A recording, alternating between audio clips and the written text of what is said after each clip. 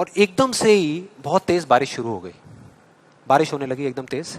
तो मैंने इमीडिएटली अपने हाथ ऐसे रखे ताकि मेरे चश्मे पे पानी ना आए, और जा करके सीधा एक शेड के नीचे चला गया। उसके कुछ सेकंड्स के अंदर अंदर उस शेड के नीचे और भी बहुत सारे लोग इकट्ठे हो गए। लोग तरह तरह की बातें कर रहे थे, मैं अपने आसपास में सुन रहा था। लेकिन मैंने एक चीज नोट करी कि ज्यादातर लोग, उनका ध्यान बारिश की तरफ नहीं था, बारिश की वजह से होने वाली जो प्रॉब्लम्स थी उसकी तरफ था। जैसे मेरे यहाँ पे थोड़ा सा आगे जाकर के दो लड़के खड़े हुए थे, वो आपस में बात कर रहे थे कि भाई आज ट्रैफिक का बड़ा बुरा हाल होने वाला है, बारिश इतनी तेज हो रही है। तो वो इस तरीके की बातें कर रहे। एक वहाँ पे अंकल जी थे पीछे, वाइफ को बोल रहे थे कि भाई मैंने तेरे को पहले ही कहा था कि छाता रख ले, छाता रख ले, अब देख मैं ऑफिस के लिए लेट हो जाऊंगा। तो इस तरह की बातें हो रही थी, तरह तरह की। तभी मैंने एकदम से देखा कि सामने से, मतलब मैं यहाँ खड़ा हुआ था, मेरे यहाँ पे एक लड़का खड़ा हुआ था, मुझे अभी भी एग्जैक्ट याद है। वो लड़का इनफैक्ट वो काफ़ी बड़ा कैरेक्टर था, बहुत सीरियस, मतलब बहुत टेंशन में था वो। हुआ क्या था, उसकी जेब में एक नोट पड़ा हुआ था जो गीला हो गया था, 20 रुपए का। तो उसको हिला हिला करके सुखाई जा रहा है, उसको फूंक मार रहा और ये सब चीज़ें। तो मैं पहले, मेरा ध्यान उसकी तरफ था, फिर मैंने जैसे ही उधर देखा तो उधर से एक आदमी आ रहा था शेड की तरफ। उसका भी एक हाथ ऐसे था, लेकिन दूसरे हाथ से उसने अपनी बच्ची का हाथ पकड़ा हुआ था, छोटी सी बच्ची, 4-5 साल की, बड़ी प्यारी बच्ची। फर्क ये था कि उस बच्ची का हाथ ऐसे नहीं था, उसका हाथ ऐसे था, ऐसे था। और वो बच्ची बड़ी प्यारी प्यारी हरकतें कर रही थी। मैंने देखा वहां से, ऐसे उसका हाथ था, बार बार उस पर पानी की बूंदें गिर रही, वो इकट्ठा कर रही और पी रही, इकट्ठा कर रही और पी रही, इकट्ठा कर रही और पी रही। तो जैसे ही वो शेड के पास आए, मैं थोड़ा सा साइड हो गया। तो इधर वो मेरे नोट सुखाने की मशीन थी, इधर मैं सोच रहा था अपने भी नोट निकाल के दे दूं, भाई ये भी सुखा दे।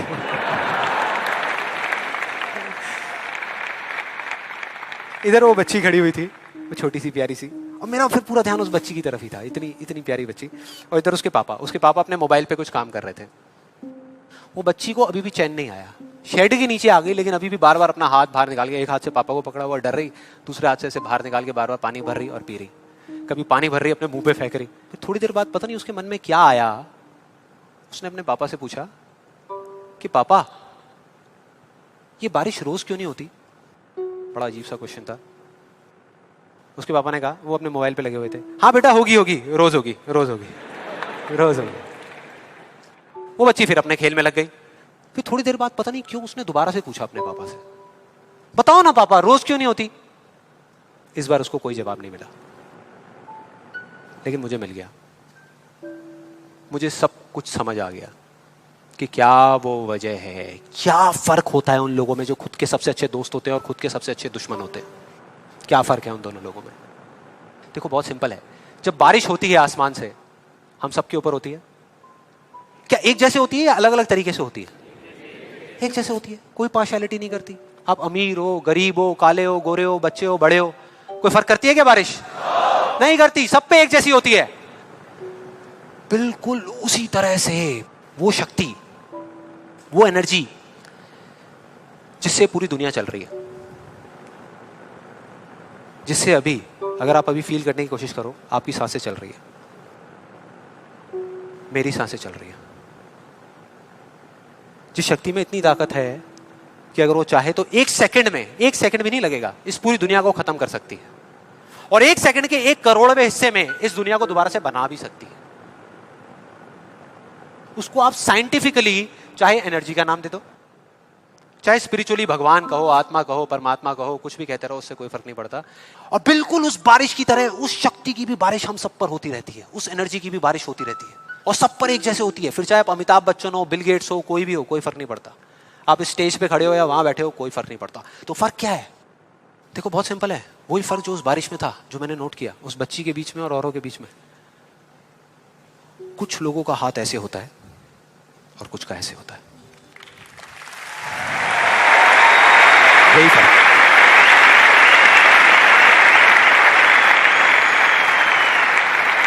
जिनका ऐसे होता है, वो बारिश उन पर होती तो है, लेकिन छू करके बह जाती है, चली जाती है, उनके अंदर तक नहीं जा पाती, अपना काम नहीं कर पाती। लेकिन जिनका ऐसे होता है, वो उसको पी लेते हैं, उनके अंदर चली जाती है, और उसके बाद में जो काम करती है वो एनर्जी करती है, नाम इंसान का हो जाता है।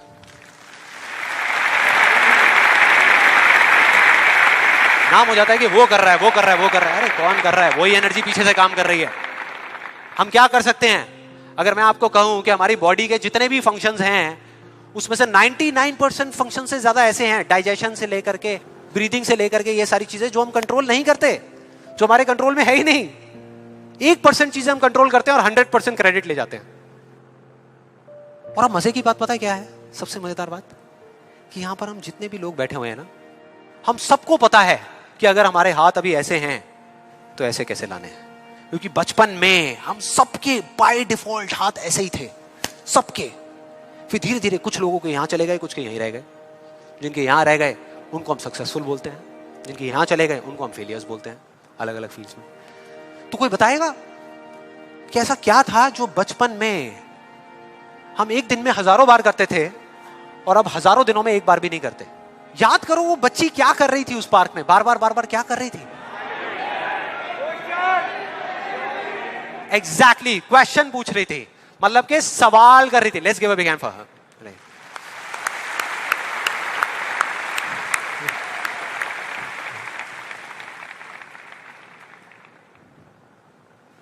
सवाल।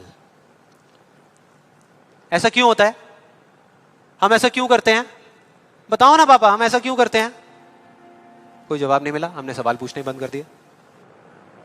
आज हमारे पास में टाइम ही नहीं है कि एक दिन में कुछ सेकंड्स के लिए रुक करके हम अपने आप से पूछें कि भाई जो मैं कर रहा हूं वो कर क्यों रहा हूं? पता ही नहीं है, ध्यान ही नहीं है उस तरफ।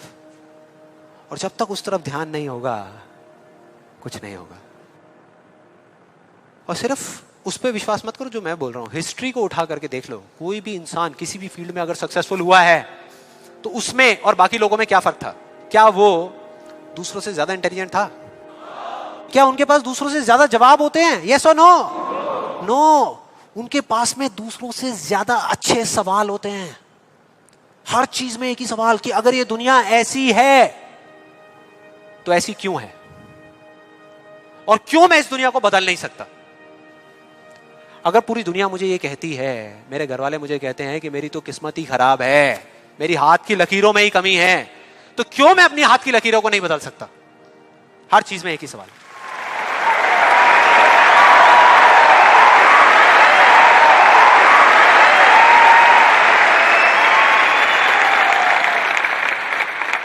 और दूसरी तरफ किसी फेलियर के पास चले जाओ, उनके पास आपको सिर्फ जवाब मिलेंगे, सवाल एक भी नहीं।